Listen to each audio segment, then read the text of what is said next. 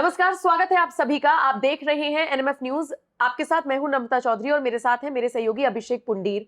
खबर बड़ी जबरदस्त लेकर आपके सामने आए हैं। खबर जुड़ी हुई है एजाज खान से जुड़ी हुई। हाँ, वही एजाज खान जो कभी मोदी योगी को धमकी दे देते हैं, बिग बॉस में आकर तमाशा कर देते हैं, अलग अलग लोगों को चैलेंज दे देते हैं और करियर में भी ज्यादा सफल नजर नहीं आते। और बेचारे जब राजनीतिक पारी की अपनी शुरुआत करते हुए नजर आए तो इतनी बेइज्जती मैं आपको लिख के दे सकती हूँ किसी की नहीं हुई होगी जितनी एजाज खान की हुई। नोटा को उनसे ज्यादा वोट पड़ गई यार। बता दीजिए एक बार। मतलब जहां तक मैं पढ़ रही हूँ भी आंकड़ा और ऊपर नीचे हो सकता है, 2-3 वोटों से ज्यादा आंकड़ा क्या ही ऊपर नीचे होगा। 103 वोट तो मिले हैं माननीय एजाज खान को जो चंद्रशेखर की पार्टी से चुनाव लड़े थे वर्सोवा सीट से, और नोटा को मिले हैं 750 वोट। इतना आप देख रहे हैं, मतलब 7 गुना ज्यादा लगभग। और सबसे बड़ी बात देखिए, एजाज खान के फॉलोअर्स सोशल मीडिया पर 56 लाख के आसपास है। कहां थे ये फॉलोअर्स? कहाँ थे, इसे मैं एक एग्जांपल से आपको समझाऊंगा, उसके बाद इस खबर पर बात करेंगे। गुरनाम सिंह चढ़ूनी नाम सुना होगा आपने? किसान आंदोलन सबसे बड़े नेता बनकर सबसे बड़े नेता।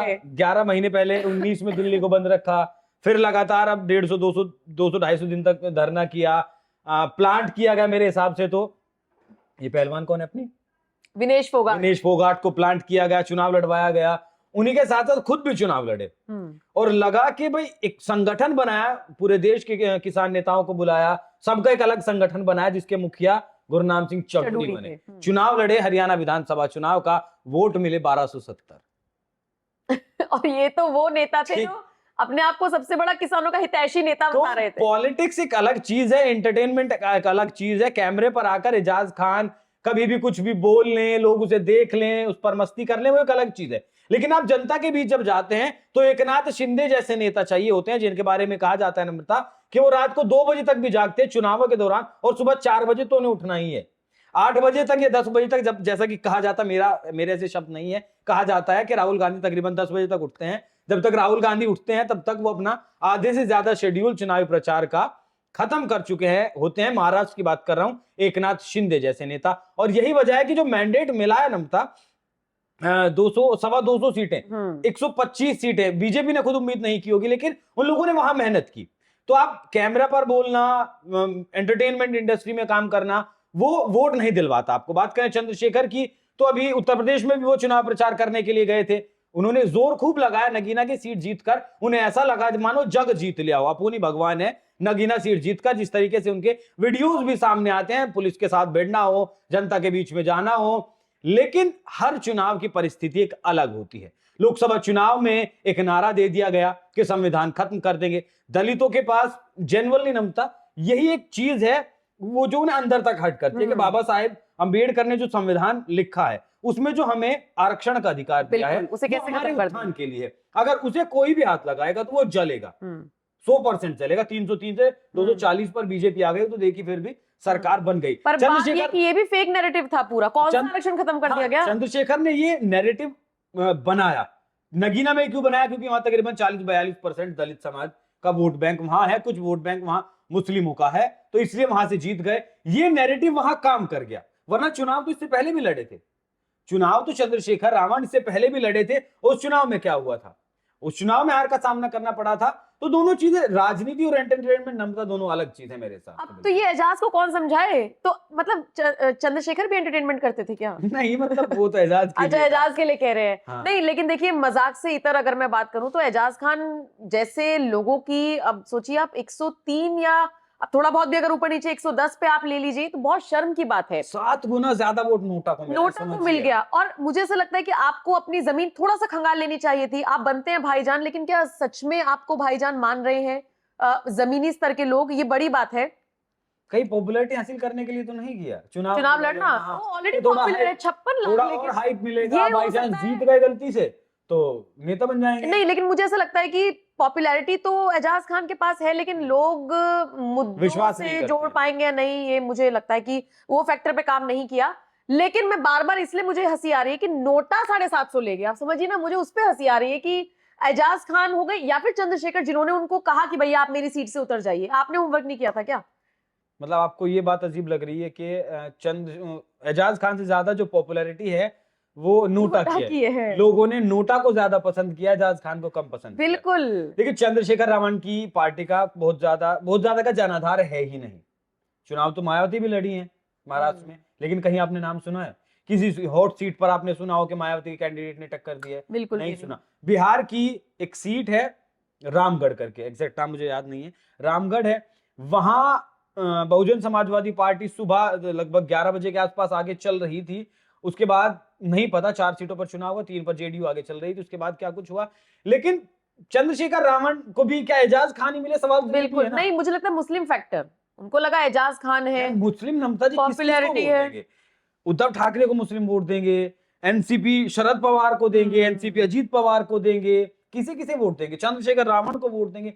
बताइए ना। तो ये बट गए, ओके, बट गए और इसलिए इनको नुकसान हो बिखर गया, गए। ये कह सकते बट गए हैं। तो बिखर बिल्कुल, गए, बिल्कुल, बस ऐसा बिल्कुल। कह सकते हैं। तो बताइए इस खबर को लेकर, और एजाज खान जो भाईजान हार गए हैं, थोड़े कम वोट मिले हैं उनको, उसको लेकर आप क्या राय रखते हैं? अस्सलाम वालेकुम, सत श्री अकाल, नमस्ते, हिंदुस्तान, भारत, इंडिया, मेरा देश। अरे देखो मेरा देश ऐसे गिर रहा है धीरे धीरे।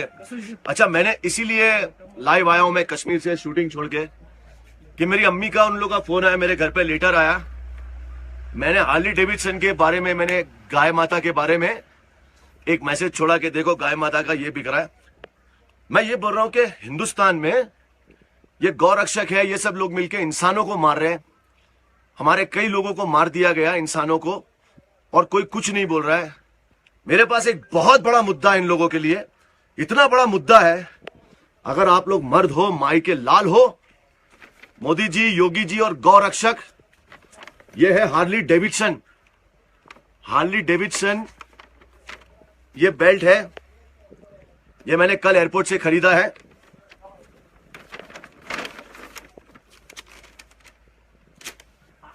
ये उसका बिल है, 8,000 रुपए खर्चा किया है मैंने।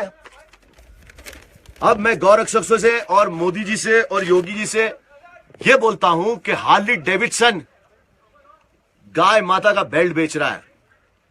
This is a cow leather belt, जो पूरे हिंदुस्तान में, पूरे वर्ल्ड में बिक रहा है, काउ लेदर बेल्ट। और मैं तुम लोगों की हेल्प कर रहा हूं, तुम लोगों का मजाक नहीं उड़ा रहा हूं, क्योंकि तुम लोग हमारे हिंदुस्तान में हिंदू मुस्लिम करवा के दंगे करवाना चाहते हो और हम लोगों को आपस में बांटना चाहते हो। होता तुम लोगों से कुछ नहीं है, खाली बातें करवा लो। एक अकेले इंसान को 20 लोग लकड़ी से और पाइप से मरवा लो, ये कर लो बस तुम लोग। तुमसे और ज्यादा कुछ होता नहीं है। देश में हम लोगों को आपस में बांट दो। हार्ली डेविडसन, ओ योगी, हार्ली डेविडसन, कोई भी गौ रक्षक और कोई भी जो लोग हैं, हार्ली डेविडसन के अंदर जाए और जाके पूछे, I want cow leather belt, cow leather हाथ का, ये काउ लेदर जैकेट सब बिक रहा है। तो जाके हार्ली डेविडसन बंद कराओ, उनको मारो। गरीबों को मार के कुछ नहीं मिलने वाला है, समझे कि नहीं? मतलब क्या हो गया है, जो खाते हैं वो पचता नहीं है, जो कमाते हैं वो बचता नहीं है। पर इन लोग सब पैसे भी अंदर कर रहे हैं, सब अंदर कर रहे हैं। हिंदुस्तान में क्या दंगे कराना चाहते हो मेरे भाई? हार्ली डेविडसन बंद कराओ तो मानूंगा मैं। और हाँ, मैंने कई गायें देखी है, रास्ते पे कान कट गया है, सिंग निकल गया है, बेचारी बीमार है, उनका भी तो जाके इलाज कराओ। खाली बातें करते हो गौ रक्षकों के नाम पे। हार्ली डेविडसन को बंद कराओ। और हाँ, हम हिंदू मुसलमानों को आपस में भड़काना बंद करो, समझे कि नहीं? नहीं तो ये लोग कभी भड़क गए ना तो तुम लोग पिचक जाओगे, समझे कि नहीं? और मेरे यहां कितने भी लेटर भेज दो, मुझ पे कितने भी केस कर दो, मैं वही बोलूंगा जो सच है, समझे कि नहीं? अस्सलाम वालेकुम, अल्लाह हाफिज। दुआओं में याद रखना, मेरे जिक्र का जुबान पे स्वाद रखना। अल्लाह हाफिज।